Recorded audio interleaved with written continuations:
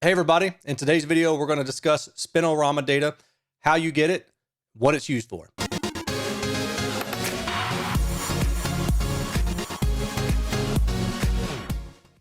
Before we go any further, if you haven't seen either of my previous two videos which discuss on-axis and off-axis response, I highly recommend that you go check those out because what we're going to be talking about today has everything to do with those two videos. Spinorama data is called Spinorama data because you are measuring the speaker on and off axis, both around the speaker horizontally and above and below the speaker vertically. Having all these angles of measurements allows you to group them in a way that will produce a few graphics, and that set of graphics is called Spinorama. That Spinorama data is also defined in the CTA 2034 standard, which I discussed in part 1 of this series. And if you want to go back and check that out, you're certainly more than welcome to. The CTA standard provides us with this graphic that is used to kind of just give you an idea of what Spinorama means. And like I said, it's 360 degrees above and below the speaker and around to the side. The Spinorama data looks like what we're seeing here. And again, this is also referenced in the 2034 specification. Now, when I provide the data, I'm providing it via a script that Clipple uses to produce the graphics. And the colors are, it's not black and white, it's actually in color. To help explain what this actually is and what all these different lines on this graphic means, I'm going to provide you with a real example based off some testing that I've done on the Kali IN5, and it's the same one that I use as an example for my previous two videos in this series. This is the standard output per the Clipple, and just FYI, if you don't know what I mean when I say the Clipple is an automated machine that will allow you to measure a speaker completely anechoically in a non-anechoic environment. So for example, I'm going to throw up a video of me measuring a speaker in my room here, and this is actually my garage. The Clipple device, which is the near field scanner, will rotate around the speaker, measuring any number of points, and then take those number of points and build the sound profile based on a bunch of complicated math that's above my head. Once the near field scanner is complete doing its runs, it will provide you with a lot of data, and that data can be output into this CEA 2034 standard format. And that's what we see here. And like the previous graphic that we just looked at, this has a bunch of different lines on it. So I'm going to step through what each one of these lines means. The first line that you need to pay attention to is the on-axis response that is shown here in black. This is what I talked about in part 1 of this series, so I'm not going to spend a lot of time on it. I will just simply show you this graphic that is provided in Dr. Tool's book, and it shows you an example, kind of an illustration of what this line represents. And when it says direct sound, the on-axis sound, it is coming directly from the speakers to the listening position. The sound isn't going anywhere else. It's just coming right to the listener. The second line in the Spinorama is known as the listening window, and that is in green here. And what you can see here is it is a combination of the on-axis sound and the plus minus 30 degree horizontal window, so going off axis to the side, as well as the plus minus 10 degree window, so going 10 degrees above or below the reference plane of the speaker. The next line in the CEA 2034 Spinorama data is the early reflections line. And this graphic, again, was also pulled out of Dr. Tool's book, and it provides you with an illustration as well. And what you can see here is, if you try to, it's kind of hard to get through all this, I understand, but basically what you're getting is the frontal hemisphere of the speaker. So everything firing in the front half of the speaker toward you, along with the rear wall reflections, 180 degrees directly behind the speaker, hits that wall behind the speaker, and then it bounces off and comes to the listener. And at the bottom, I provided you with the definition. This is estimate of all single bounce first reflections in a typical listening room, 0 degrees to plus or minus 90 degrees. So 90 degrees horizontally off axis, and then 180 degrees horizontal, so directly behind the speaker, as well as plus or minus 20 degrees to plus minus 40 degrees in the vertical plane. The next line in the graphic is sound power. Sound power is actually really easy. This is just all the sound that's radiated from the speaker, every single direction, 360 degrees horizontally around the speaker and 360 degrees above and below the speaker.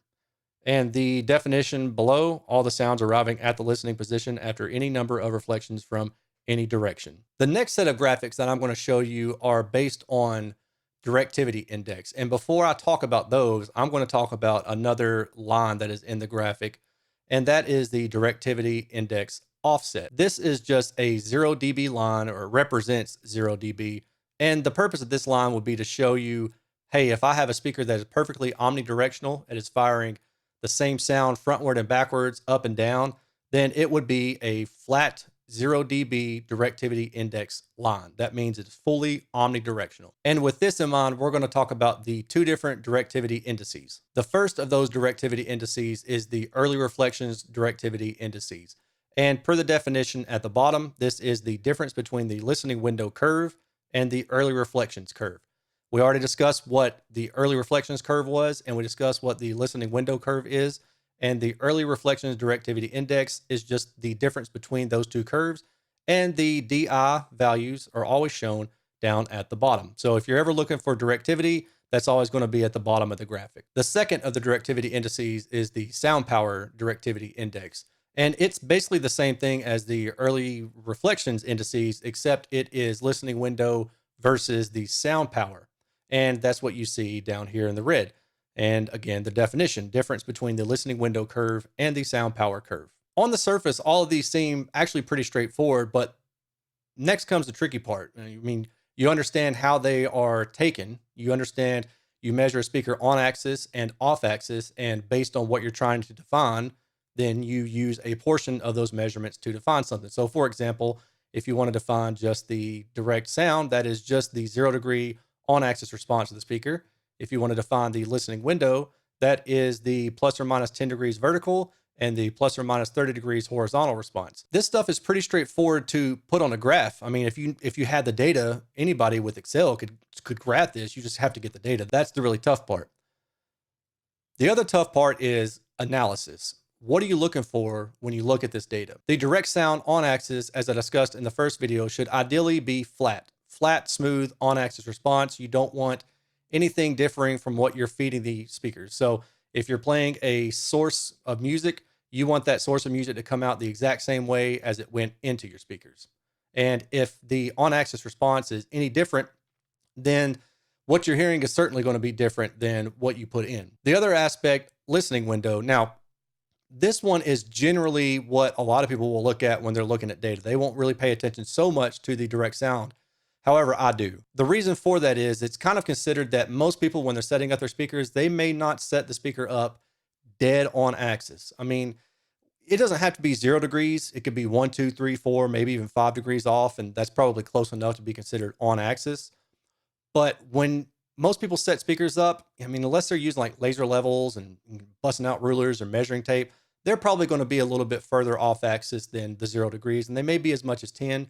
And depending on your living situation, you may not have a choice. You may have to go 20 or 30 degrees off axis. And that's what the listening window is for. And it's also worth noting that the listening window is often used to help define what the sound is going to be for people in like a home theater type setup. So if you're listening not in the sweet spot, but to the side of the sweet spot, then the listening window will help give you a good idea of what that listener is going to hear when they're sitting off to the side. The traits that you want for the listening window is you want it to follow the on-axis response.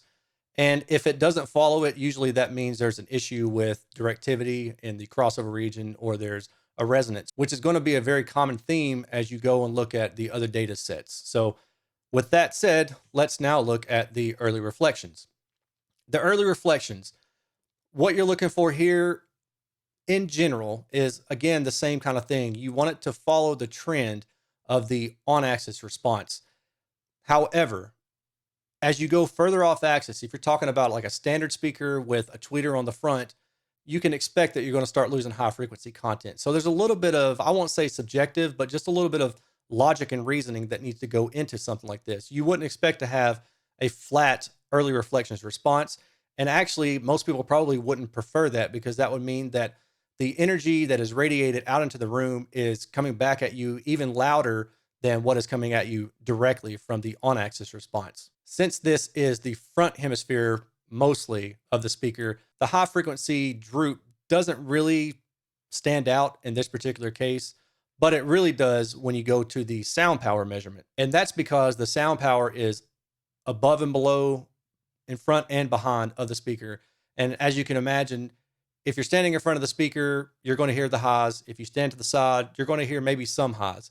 But if you stand to the back of the speaker and it's only got a tweeter facing toward the front, you're probably not going to hear much high frequency content at all. And that's what this sound power graphic would represent. There are other things that you want to look for these, and generally speaking, you want kind of a smooth response for each of these. So where this is kind of picking up and moving around, this isn't really ideal. And that indicates, again, what I mentioned before about resonances, directivity errors between a midwoofer and a tweeter. Generally speaking, when I'm looking at data, what I really care about is the early reflections directivity index, which is what we have in this graphic at the bottom. And what I mentioned about the sound power, and I said you kind of want these lines to be smooth and well controlled. That's always the case. The thing that really comes into play here in regards to, preference is how narrow, how sharp of a slope you have with these kind of lines. So in this case, if you were to draw a line from 200 hertz to, let's say, 10 kilohertz, you'd be doing something like this. And any deviation from that line would be maybe a point of potential error. Now, this particular speaker is really not bad in that regard. I've seen other ones that have, a very high knee right here or a low knee or something like that. And those indicate pretty significant issues. This speaker doesn't indicate anything like that. The slope of the line really comes into play as to what you are looking for, what you want. Because the steeper the slope, the more directional that speaker is. And the wider the slope or the more shallow the slope, for instance, I mentioned earlier, the directivity index line, which was a 0. If it is flat right through here, then that is omnidirectional. The same thing goes for the early reflections directivity index.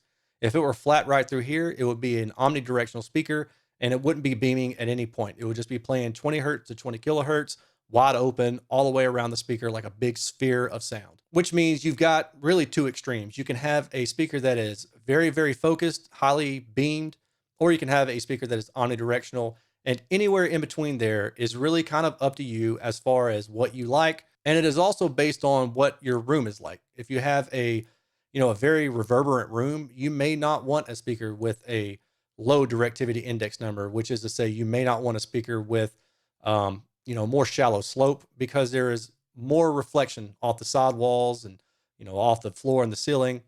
In that case, you may want a speaker that has a higher directivity index. And that would mean that there's less reflection as you go higher in frequency. And to give you an example of what I'm talking about, back to the DI offset line, the 0 dB point, this is kind of your reference for directivity index. At any point, if the early reflections directivity index or the sound power directivity index goes below that 0 directivity index line, that means that there is more energy radiated toward the back than there is toward the front.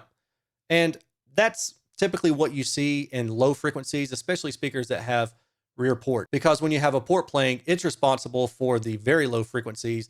And then the mid bass drivers or the woofers in the front are responsible for the mid to high mid bass frequencies. And as you go above the 0 dB line, like these two are going here, that just means that your sound radiation is being more frontward faced. So you're spreading less energy around all the way, and it's becoming more focused, more narrow toward the front. And that's what Spinorama provides you in a nutshell. So now we're going to jump into a couple examples, and I'm going to provide you with some, notes about what I measured and, kind of how I'm reading and interpreting the data. The first example I'm going to use is the KEF R3 bookshelf speaker. I'll throw the card up at the top if you want to go check out that review. And in this case, what we see is black represents the on-axis sound. Starting at the low frequencies, we can see that there is a pretty steep roll-off below about, 30 or 40 hertz or so. And then, going higher up to the 100 hertz region, it kind of climbs up. And then above the 100 hertz region, it's relatively flat pretty much all the way through. I think this deviation is around plus or minus 2 dB, may have actually be less than that.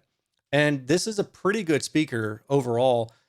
When I listened to this subjectively, I thought the highs could come down just a little bit. But as far as issues with the crossover region, I didn't really notice anything like that. And I thought this was a pretty good speaker. In fact, it has one of the best sound stages I think I've ever heard, which seems to be a characteristic of the coaxial concentric type drive units that the KEF R3 employs. Remember, as I said, we want the listening window response to be similar to the on-axis response. And we are seeing that for the most part. You expect some deviation because as you start to go off axis, you're going to lose a little bit of SPL. So that's okay. But what we don't want is we don't want any, major dips or peaks, that one has and the other one doesn't, or vice versa. And I'm kind of seeing a good overall listening response window. However, right around this 3 kilohertz region, you can see that the listening window kind of catches up to the on axis response. So that's a hint that there may be something going on there. And truthfully, I don't recall where the crossover region is on this speaker. My gut is telling me, though, that that probably has something to do with it. That said, the listening window still looks really good overall, and it continues to follow the on-axis response quite well until you get out to the really, really high frequencies. And when you see, a horn-loaded type speaker, which a concentric driver is because it has a tweeter mounted into the mid-range, and the mid-range is essentially the waveguide. So when you see those kind of designs, when you see horns, waveguides, usually you'll see a dip on axis somewhere that doesn't show up off axis. And that actually is an okay thing. Now, the next step is we're going to look at the early reflections. And remember, this is the sound that is radiated mostly forward with only like one reflection point coming directly from behind the speaker. So if we think about it logically, we again expect to see some loss in SPL as we trend from the front of the speaker to the side of the speaker. And in that case, you're losing SPL from the mid-woofer, and you've got some kind of peakiness going on right around here that indicates potentially a resonance. And the reason I say that is because it's also in the sound power. And usually when you have a peak that shows up in the early reflections and the sound power, that means that something is radiating omnidirectionally. However, this peak is really low in magnitude, so it's not something that I'm going to lose any sleep over. We keep going, and again, we're expecting, to have some kind of decrease in the overall amplitude. But what happens right through here? You're decreasing, and then you're picking back up.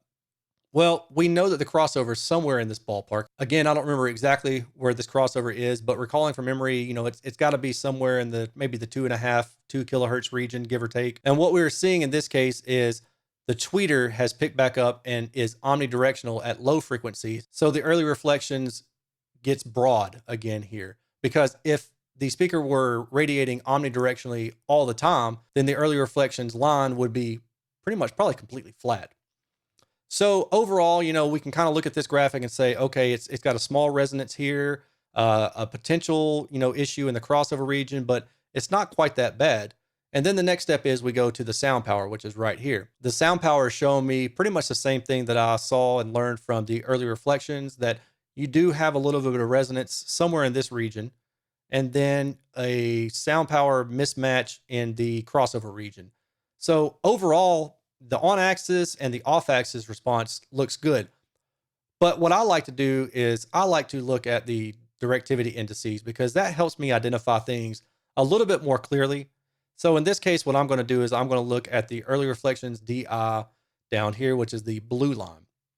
Now, remember, this is the early reflections versus the listening window. So the listening window has already been averaged between 30 degrees to each side and 10 degrees top and bottom.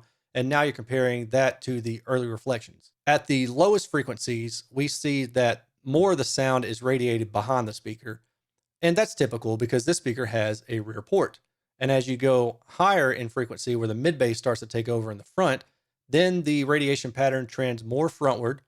And we're going a pretty smooth line right through here until you get to right around 1.8 kilohertz or so.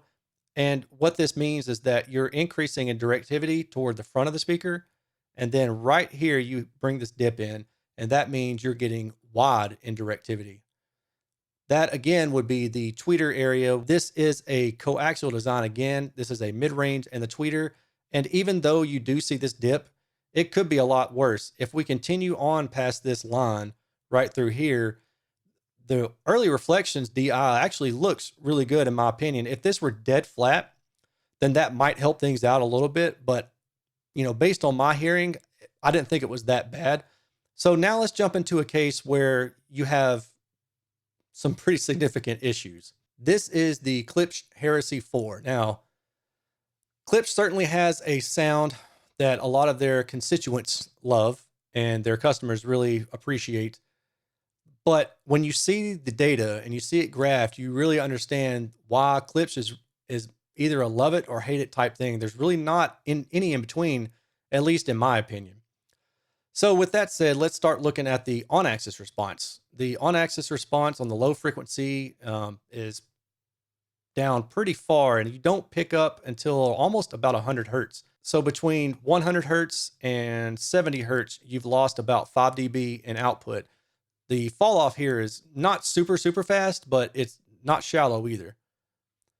Now you go to the mid-range, you see there's a strong dip of about 4 dB right through the basis of the mid-range. And that's going to mess with the, particularly the female vocals and the mid-lower fundamental vocals. Then we pick right back up here. There's some funkiness going on here, a strong dip here. Keep going until you get to 1K and another peak there, another dip on axis around 1.6 kilohertz. And as you can just see, basically, that the whole on-axis response of this Klipsch Heresy 4 is a wreck. It's just all over the place. Now let's look at the listening window to see if that kind of smooths things out. And if we do that, yeah, the listening window tracks pretty well with the on-axis response. And it even fills in this gap right here. So this leads me to believe that this is some kind of geometry thing. The fact that this is filled in indicates that something is going on axis that isn't really occurring off axis, at least to 30 degrees to the side or plus or minus 10 degrees up and down. Then the next step is to look at the early reflections.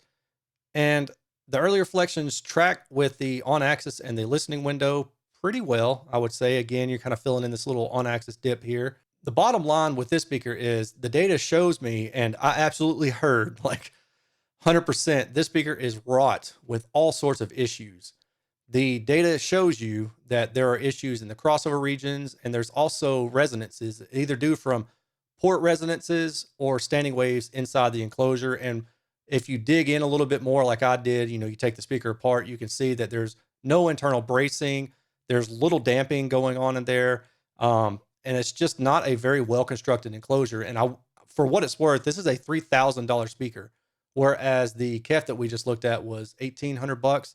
Now, certainly the Klipsch Heresy 4, it has a 12-inch midwoofer, a mid-range compression driver, and a horn-loaded tweeter. So it will get loud, but in terms of fidelity, it's just not there. And some people will say it sounds live or whatever. We're not even going to get into that mess today, but I think you can tell my point here is that this speaker has a lot of issues going on with it. And then if we go down toward the bottom and look at the early reflections directivity index, we're seeing kind of the same thing. I know that there's a crossover region between the midwoofer and the horn. I think it's somewhere in the 800 hertz region, give or take. I really can't recall exactly where, but if I recall correctly, then we're seeing a pretty decent trend line going up through that point. But then around here, we've got a pretty significant dip. Let's go back to talking about early reflections.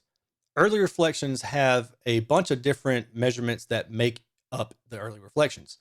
And I've given you the definition down here, and I thought it might be helpful for me to explain to you what the early reflections are made up of. If you go to my website, you'll see that I've got some drop-down tabs just to help you kind of get through things a little bit more quickly. And if you forget, like I do, what the early reflections are made up of, you just click that tab and it shows you. These are the different components.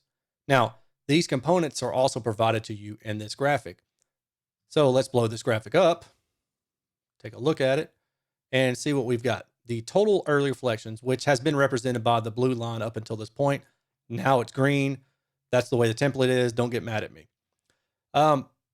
The idea here is that you want to kind of follow along and see what jumps outside of the total early reflections so you can understand what makes it up and what might be a detriment to what you hear in the seated position. Now, I'm going to jump back here and look at the different things that make it up.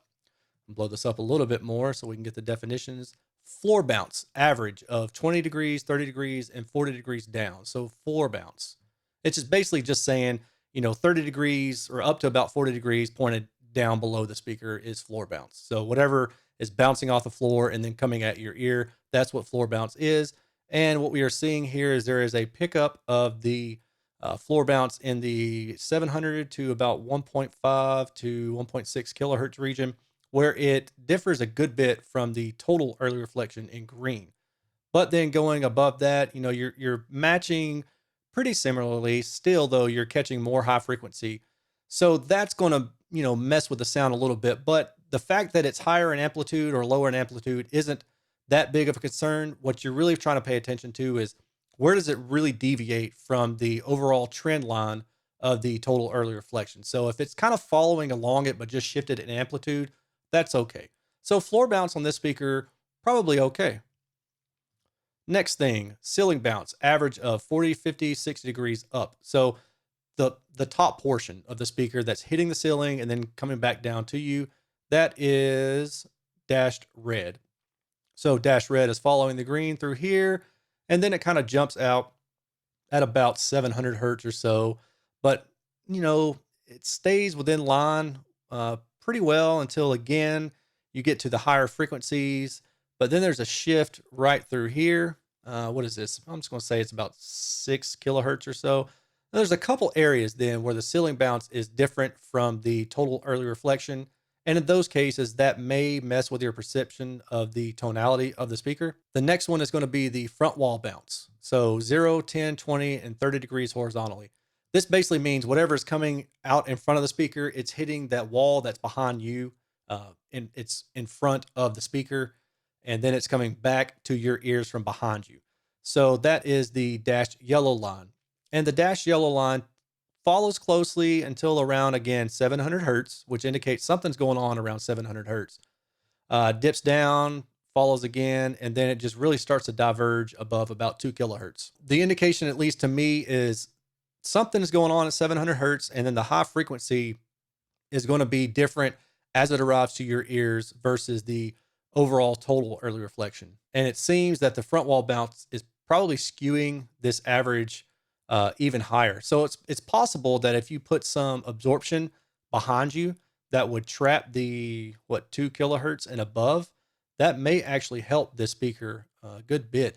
And generally speaking, absorption is kind of a funky thing. I wouldn't use absorption to catch a deep null, but when it's broadband like this, I think absorption behind you might work well, or diffusion, one of those two things. I'm not a huge nerd when it comes to acoustic paneling and things like that, but I think absorption would probably be the way to go there behind you.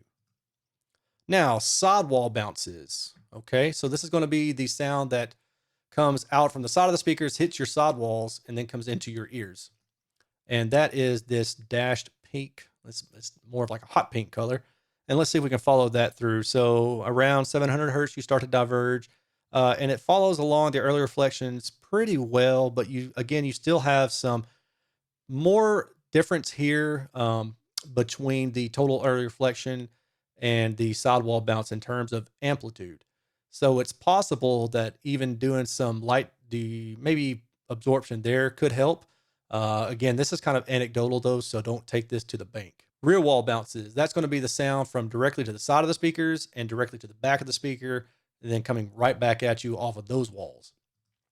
And those are usually the ones that are going to behave a lot more differently than the total early reflection overall makeup. Those are the ones that really skew that total early reflection. And it really just makes sense because, again, think about it. This is a speaker with high frequency in the front. It doesn't have a tweeter or a mid-range even behind it.